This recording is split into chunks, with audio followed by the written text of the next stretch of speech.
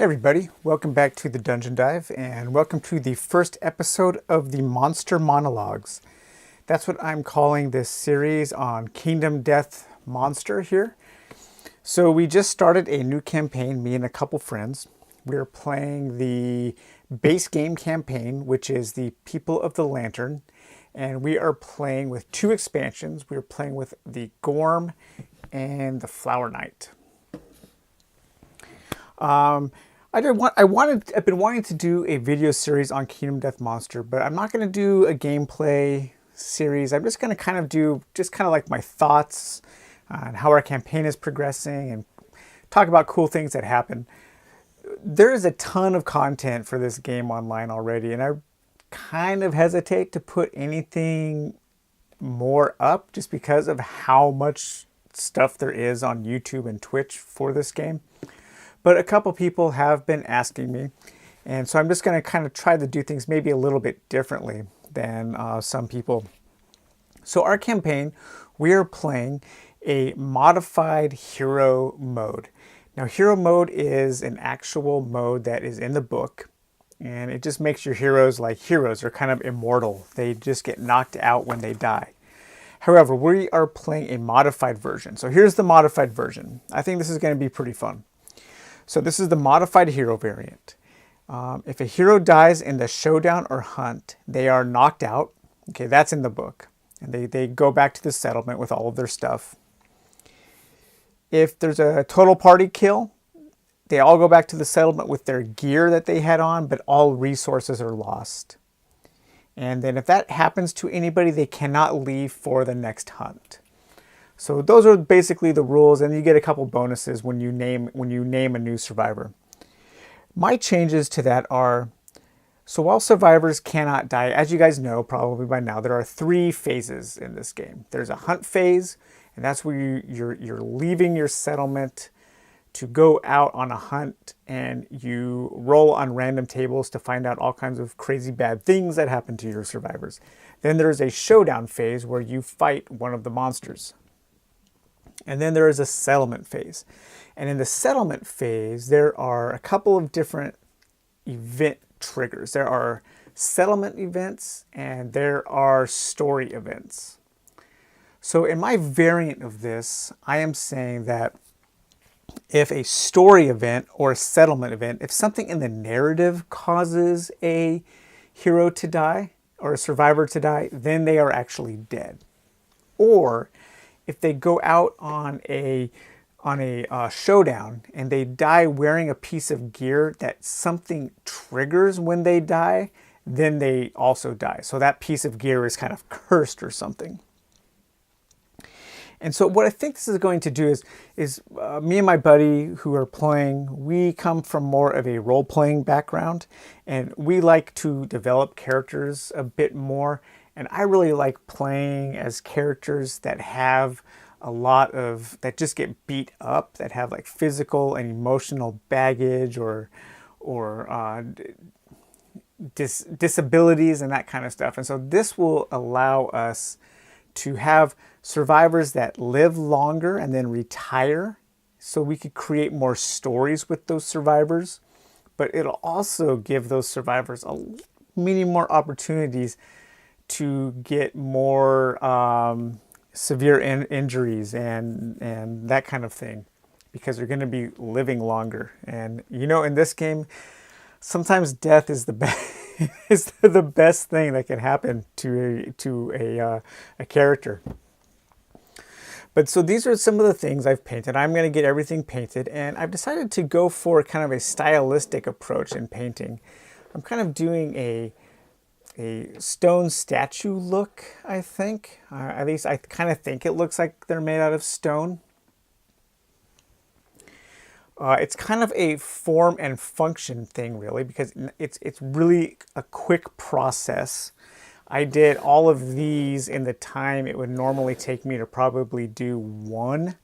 I like painting, as I've said before, but I'm super slow at it. And so I'm trying to think of a way, trying to come up with what I can do it fast, but I also like the style. And so this here is something that I think is really going to work. And I just did a gray primer, and then I did 2 washes. I did a soft tone Army Painter wash and a dark tone Army Painter wash. And then I did a gray dry brush on top. And then each model will get some kind of little color highlight. So for these starting survivors, I did some lighting, some directional lighting from the lamp. And this was the first guy that I experimented with, and I was really quite happy with the turnout. I think he looks pretty cool. So with him as a success, I decided to do the others. Her lighting might be a little bit too strong. It actually comes off a lot stronger in the video, probably from the light I'm using to record this video. Her directional lighting is not nearly as pronounced as it is in person, as it is on camera. And I really like the way she turned out. I think her pose makes it kind of fun for the lighting.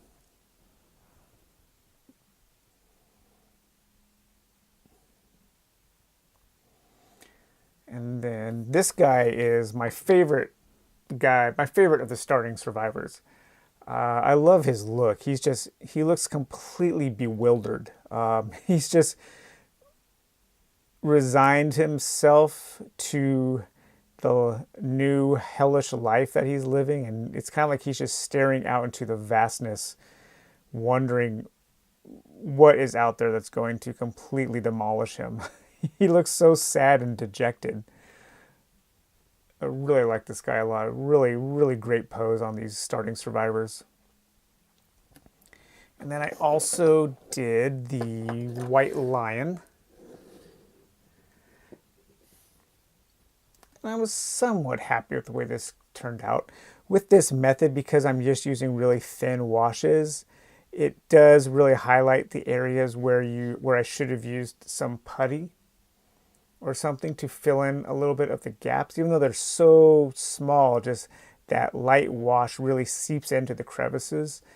But I am not really overly concerned with seam lines and making my models perfect. I don't really tend to worry about perfection in anything in my life, especially not plastic models used to play games. If you do, that's great, and more power to you. But I don't have the time to devote to that. But he turned out okay. So with him, I did some red highlights for the blood. I like the way his ribs turned out, and I like the way the wash is kind of pooled up. I think it looks pretty cool. And then the last guy I painted here was the butcher. I thought he would turn out a little bit better because of all the detail. I'm not displeased with him, but he's probably my least favorite. I also don't really like his pose very much, but I do really like the detail. I am very much looking forward to, I think what's called the Ancient Butcher that's coming out in the Campaigns of Death expansion. So yeah, so those are the guys I've painted so far. I've got a couple new things coming up that I purchased at the Black Friday sale. I didn't do this on Kickstarter. I just buy it when it's on sale. And so I bought the Sunstalker, the Manhunter, and the one more, the Lion Knight. So those should be coming tomorrow, I think. I don't think we're going to play this campaign with him, though.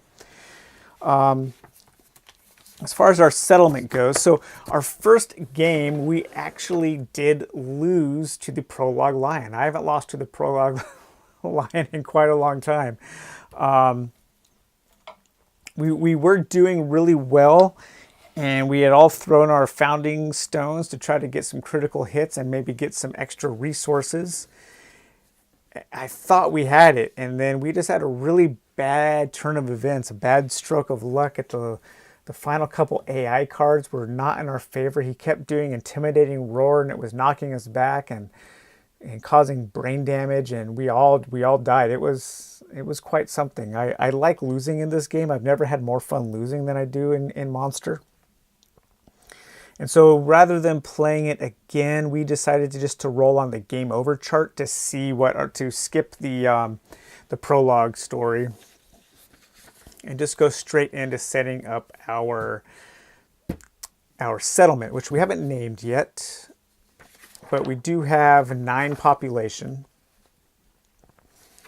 And of those, we have named Nero. He's a male. May, she's female. She's kind of like our matriarch. So she was the one who uttered the first words. And when you start a settlement, you find this pile of lanterns that all of these survivors have gathered around. And that's where they decide to create their space because there's a feeling of warmth and safety there. And so her first words, May's, were, "This is a lot of pressure." And I like that. That was good. My buddy Jansen came up with that, I think. I absolutely love the lore in this game. Just the fact that, so supposedly, like, even these survivors, Poots, the creator, he said that everything in this game is a monster. So these survivors aren't human, at least according to what I think that's true.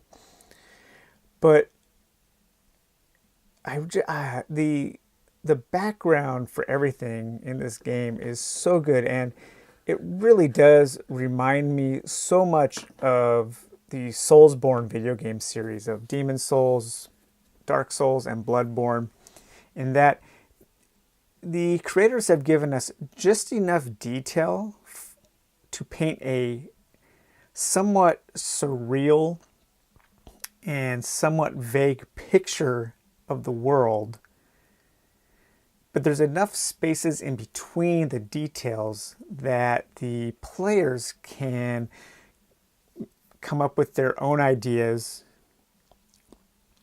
that may or may not work depending on what you learn as you're playing. And so you're kind of, your idea of this world is kind of constantly changing and evolving while you're playing because of the things that you are discovering. So that really speaks to me as a game player who's into lore and environmental storytelling. So since we are playing with the Gorm, of course, those of you who know, the Gorm, this creature, kind of brings with it a terrible, hellish nightmare environment with this acid, pollution, terrible storms and lightning, and just stinky, crap-infested water. He's not a pleasant character. He's kind of a factory of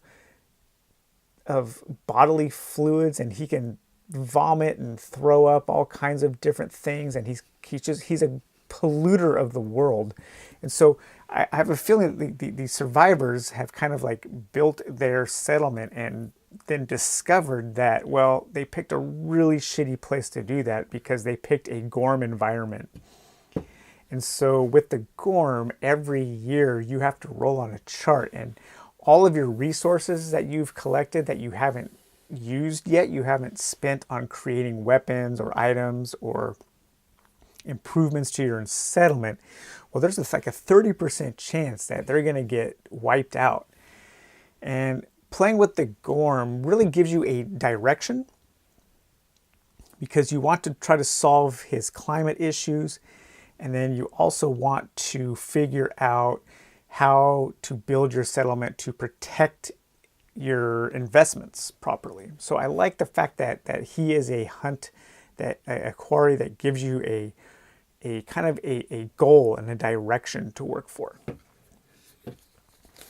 And so we did have our firstborn child on our first lantern here, but we forgot to do the new life principle. We forgot to pick survival of the fittest or protect the young. And so we're actually going to do that on our second lantern year because those could have impacted who was sent out on the first hunt. And so I don't want to retrofit that. So we'll just pretend like we have our first birth when we come back the next year. So the next year, our first year, we had the approaching storm, the Gorm event. And then we had the next year, we'll have endless screams. And then we have to do the Gorm climate, of course. And then we're going to have our first child. And Probably, since it's our first Gorm fight, probably our first death as well. We'll have to pick cannibalism or graves, I think, are the principles of death. And then, of course, we will be working up to Lantern Year 4 with our first kind of mini boss fight with the Butcher. And then I'm really looking forward to Lantern Year 5 when we get to encounter the Flower Knight for the first time, because I've never actually played against the Flower Knight, and I'm interested to see what he does. I've heard that he does make the game a little easier, and that he's not a particularly difficult foe at levels 1 and 2. But he does offer some gear and some items that can actually make the game a little easier. And I don't mind the game being easier. I'm not one of those people that needs a super hard game. I'm not very good at games, especially at these kinds of games where you're having to min-max stuff. So I know people just pour over all the gear and item and combinations that you can make in this game. And people got really good at coming up with the super ultimate builds with the gear and the fighting arts and all of that. I am not good at that kind of stuff. I just like to kind of play it by the seat of my pants and see what happens. So I don't think this is a very good game to do that with, though. But it's still really fun, and I'm really looking forward to it. I'm hoping the guys I'm playing with want to play multiple settlements, because I definitely want to do. I really want to spend a lot of time playing this game next year. So, all right, well, that's it. I hope you guys enjoyed this first episode of the Monster Monologues. And I'm going to try to do these once a week or so, and kind of just follow the future history of our settlement, which doesn't have a name yet. We'll come up with a name this week, and then I'll let you guys know what it is. So, all right, well, have a good night and take it easy. Bye-bye.